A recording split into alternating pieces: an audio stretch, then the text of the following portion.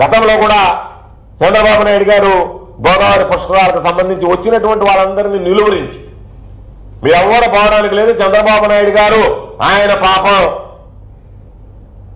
మొదటి డిప్ ఆయన తీసుకున్న దాకా, ఆయన పుష్కర స్నానం చేసిన దాకా ఎవరు వెళ్ళడానికి లేదని రాత్రి నుంచి అందరినీ నిలువరించి ఫోటోషూటు ఒక డైరెక్టర్ని నియమించి దానితో పాటు అందరినీ ఒక్కసారి, అంటే చంద్రబాబు నాయుడు గారితో పాటు వేలాది మంది గోదావరి పుష్కరాల్లో స్నానం చేశారనేటువంటి ఒక పబ్లిసిటీ కల్పించడానికి, ప్రాచుర్యం కల్పించడానికి ఒక్కసారి జనాన్ని అందరినీ వదిలి ఆ రోజు 29 మంది చావు కారకుడైనటువంటి వ్యక్తి.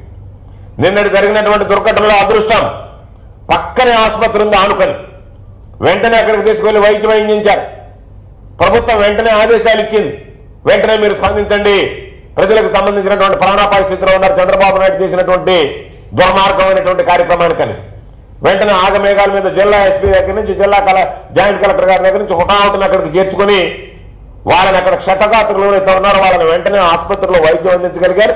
అదృష్టం పక్కనే ఆసుపత్రి ఉంది కాబట్టి చాలా మంది ప్రాణాలు నిలబడ్డాయి, లేకపోతే ఇంకా చాలా మంది ప్రాణాలు గాలిలో కలిసిపోయేటువంటి పరిస్థితి.